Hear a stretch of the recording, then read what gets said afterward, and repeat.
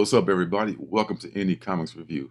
This is a show where every week I do a review of 3 indie comic books. If that's the kind of content that you find interesting, be sure to hit the like button and the subscribe button. And if you'd like to support the channel, there's a link down below to my Alternative City comic store where you can buy all kinds of things that I make, like comics, t-shirts, buttons, stickers, and more. So let's get started right away with the first book of the night, which is The Killer, Affairs of the State, #1. It's written by Matz, and it is drawn by Luke Jackman, and it is on the Archaea imprint, which is a division of Boom Entertainment. Caught and put to work as an on-call assassin for the French government, Killer has to adjust to working with a handler, a partner, and living life as a civilian. An underhanded target, a City Hall employee, leads Killer and his partner Nicholas toward a sinister web of citywide corruption. But while Nicholas assures Killer that it's all for the greater good, will Killer ever be able to get back to his nihilistic lifestyle, free from debt and government associations? There have been several other Killer series before this one. Seems to be a very established character. He's a very cool and calculating character. He's very cerebral. This comic doesn't have a lot of action per se in it. It reads kind of like a real spy novel, or a real novel like Day of the Jackal or something like that.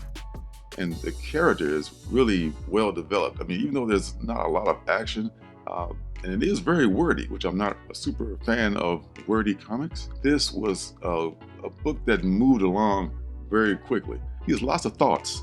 He has thoughts about how the government is run. He has thoughts about the life as a civilian. It really eats him up to be living as a civilian. There's a lot of talk about him trying to keep up the appearance of just being a 9-to-5er, living a normal life. This is a guy who's just used to being a freelance killer, it seems. And seeing him trying to adjust to it is just another subplot in the story. There's a lot of office politics. That's something he's not really used to. It's like he's a sociopath nihilist who's trying to adjust to everyday office life. And that's an interesting part of this story. His partner seems to be a guy with a lot of questions. He's asking about, did they have to watch this target? They're watching a target. They've already been given the target. They're following the target, trying to figure out when is he going to be alone so they can take him out. And his partner is thinking like, well, don't you want to know who he is and why are they doing it? And the killer's like, no, I just want my target, and they point me in the direction of him, and I do my job. Although I know nothing about this character to begin with, I was drawn into it because the story is just, it's self-contained. You don't need to know anything about his past, and he fills in little gaps here and there with the dialogue, and there's plenty of dialogue. And just seeing him trying to adjust to keeping up appearances and maybe sparking up an office romance here and there, and just trying to keep his cover is enough to keep me interested for the first series. And I might look up some other past series of The Killer. It seems like he's quite a complex character. It's like some James Grisham novel or something like that. So Killer, The Affairs of State. I do recommend this. If you're a Killer fan, you probably already know about it. If you're not, it might be something you might want to look into. The next book is Slumber, #1, and it's written by Tyler Burton Smith with art by Vanessa Cardinale, and it is on the Image label. Nathan Fox Stetson is a nightmare hunter, a dream detective. She runs a shoddy back alley business where she helps clients sleep at night by entering their dreams and killing their nightmares. But Stetson's past comes back to haunt her when she tracks down a literal living nightmare, a serial killer that murders people in their sleep. Slumber is an ongoing series from the twisted mind of writer Tyler Burton Smith, who's done Kung Fury and Child's Play, and rising star artist Vanessa Cardinale. Slumber takes detective work and problem solving to a different place, and that place would be in your dream. This detective, Stetson, she has made a name for herself by going into people's dreams. She has 2 partners she works with, and she's got this machinery, this setup where they have a door. They can go into the door and go into a person's dreams while they're laying out on the couch with devices on their skulls. They'll just be able to penetrate the barrier of their dreams. And while inside their dreams, they're able to take care of the sources of the person's nightmares. It's a very funny story. The character of Stetson is a bit of a jerk, but she's one of those jerks that means well, so you're willing to give her some leeway.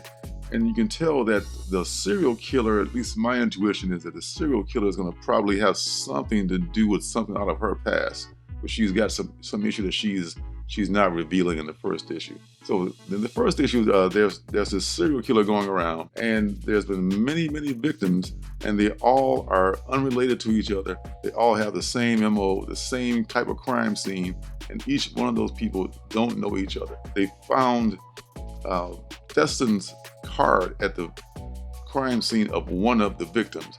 So she's on the radar now of the police, and she's gone into the dreams of these people and assassinated their dreams, along with one of her partners who's what they call a dream eater, who eats human flesh while in the dreams. So that's like an added bonus for him. And on the way out, they're assaulted by these creatures, and sometimes they're actually chased out of the dream. At the end of this first issue, there's another of the same kind of murders taking place. And I can see how this could really be a book where you could find lots of different storylines. It says it's going to be an ongoing series where you could since dreams are so varied and so elaborate, depending on the individual who's having them, there's endless possibilities for Stetson to approach people's dreams and take care of the nightmares. And for that reason, I'm willing to give this book a try. I'm going to give it a few issues to see where it goes. I'm all for anything that deals with dreams, like the Freddy Krueger movies, Inception, The Sandman, anything to do with dreams, I'm all in for it. So I'm all about giving this book a shot and seeing where it goes with this subject. So Slumber #1, I have to say that I give it a passing grade, and I'll see how it goes from there. Next book is The Clay People, Colossus #1. It's written by Matt Hawkins with art by Christian Debari and is on the MX Comics label. A biracial boy in the Midwest uses a supernatural gift from his grandfather to push back against two older boys who are terrorizing him. In a tale inspired by the song Colossus by heavy metal band The Clay People, intolerance, drug addiction, poverty, and boredom collide into a perfect storm of grisly revenge. The Clay People is a rock band hailing from Albany, New York. The band's self-titled debut album was released on Mercury Slip Disc Records. Their furiously propulsive lead single, Awake, climbed the radio charts and launched the band into an international touring act with the likes of Disturbed, Stained, Clutch, Rob Zombie, Static X, Stabbing Westward, and Filter. Colossus is from the Clay People's latest album, Demon Hero. There is a lot to like about this book. It plays on the Jewish legend of the Golem, and the Golem, I should say, and it takes it also to another level by incorporating the song about the Clay People. This kid is being just brutally bullied and tortured by these two boys. One of the kids is the son of the sheriff, who's just this total asshole.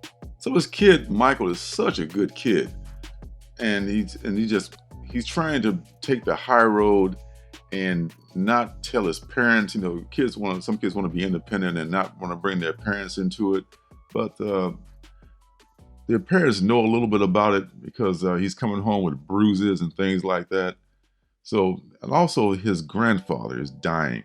And there's a scene at the beginning where his grandfather was in Dachau back at the end of World War II.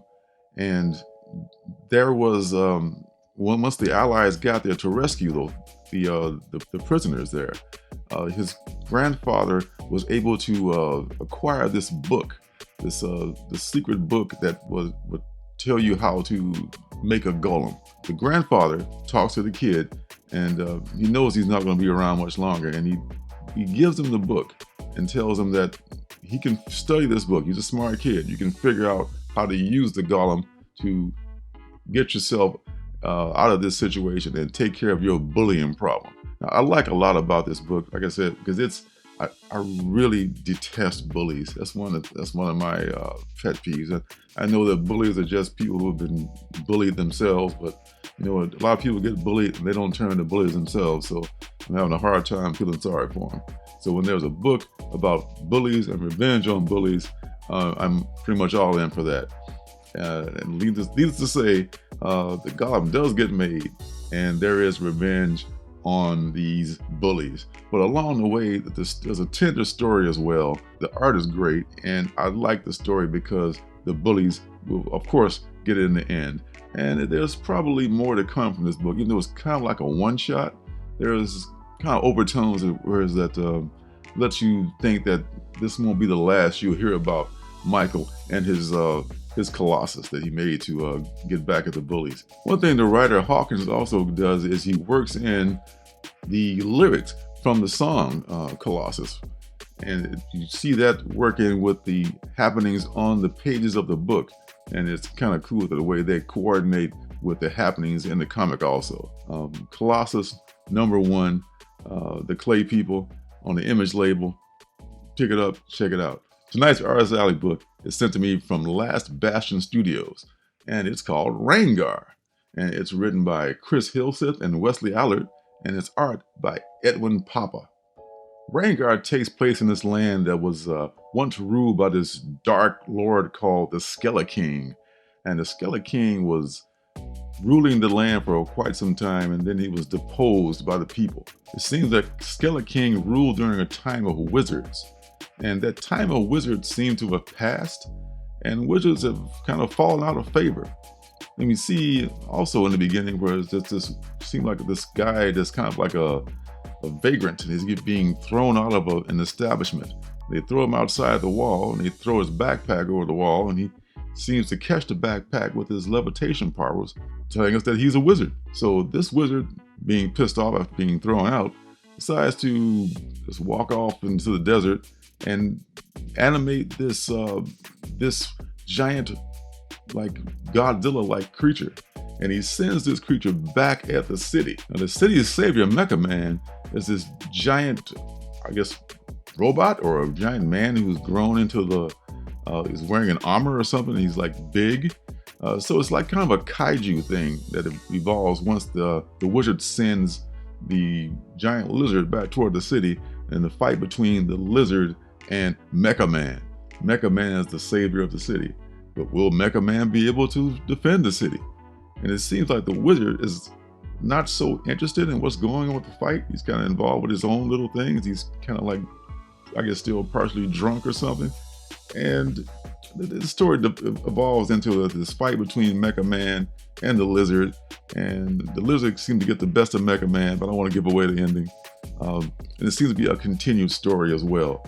So Ragnar is a nicely drawn book.